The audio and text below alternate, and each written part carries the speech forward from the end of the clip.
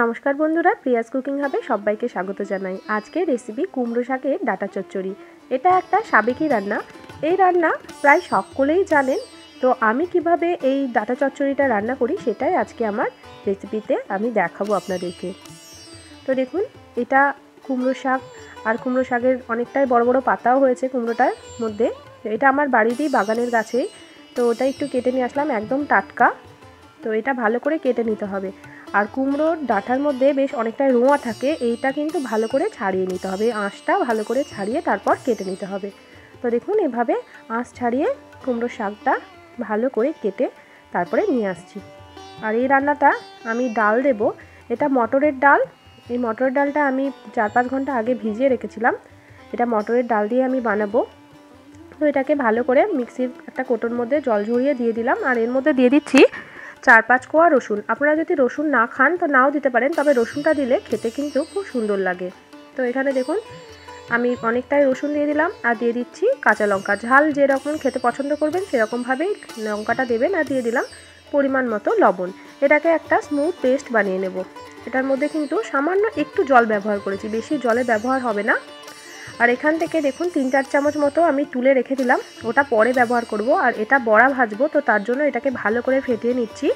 আর এর মধ্যে দিয়ে দেব সামান্য একটু কালো জিরে।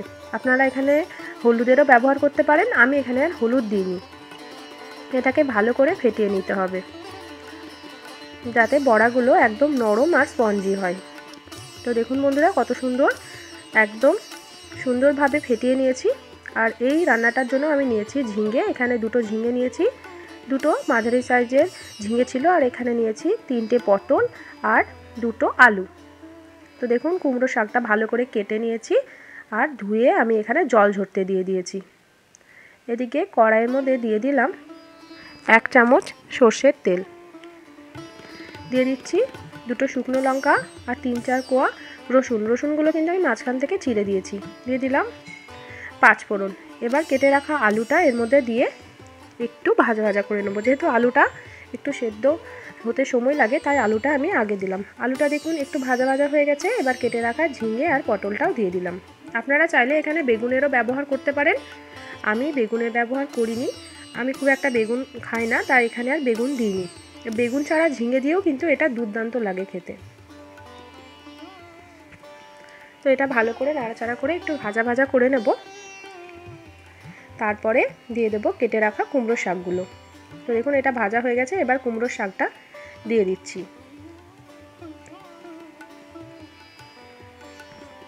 যারা এখনও পর্যন্ত লাইক করেননি তারা প্লিজ একটা লাইক করে দেবেন। আপনাদের এই একটা লাইকই কিন্তু আমাদের জন্য অনেক গুরুত্বপূর্ণ। তো কুমড়ো শাকটা দিয়ে দিলাম। তো এভাবে একটু খুন্তির সাহায্যে একটু চেপে চেপে দিলাম। কুমড়ো শাক খুব তাড়াতাড়ি গলে যায়, তাই এতটা শাক একটু ঢাকা দিয়ে রেখে দেবো, তারপরেই কিন্তু একদম কমে যাবে। তো দেখুন, এরকম একটা ঢাকা দিয়ে দিলাম। 2 মিনিট পর ঢাকাটা খুলবো। তো দেখুন, ঢাকাটা খুললাম। তো কত সুন্দর কুমড়োর শাকটা থেকে জল ছেড়ে গেছে, আর শাকটাও কিন্তু অনেকটাই সেদ্ধ হয়ে এসেছে।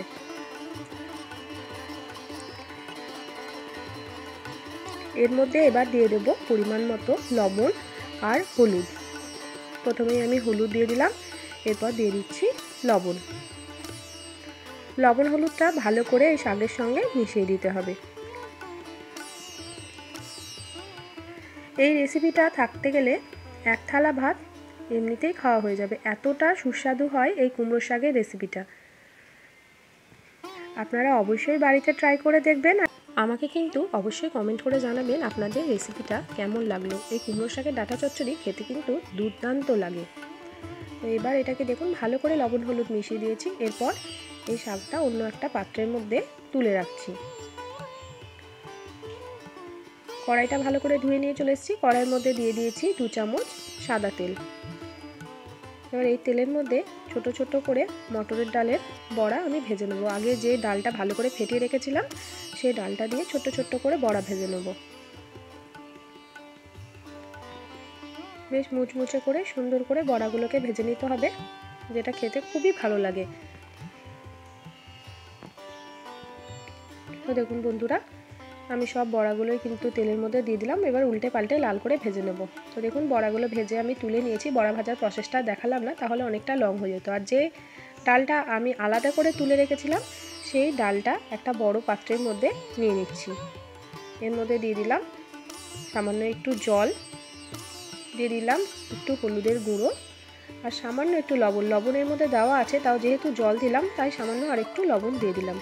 যেহেতু নিরামিষ রান্না তাই এতে একটু চিনিও দিয়ে দিলাম। এবার এটাকে ভালো করে মিক্সড করে নিতে হবে। এটাই কিন্তু এই রান্নার আসল মশলা, আর কোনো মশলাই কিন্তু এর মধ্যে ব্যবহার করব না। এটা দিয়েই কিন্তু আমি বানাবো। তো এই পেস্টটা একটু ঘন আছে, তো তার জন্য আরও সামান্য একটু জল এর মধ্যে দিতে হবে। তো দেখুন এভাবে আমি এটাকে ভালো করে একদম গুলে নিলাম। এরকম কিন্তু ব্যাটারটা হবে। তো বড়া ভাজার যে তেল ছিল, তো তার মধ্যে আরও হাফ চামচ তেল দিয়েছি।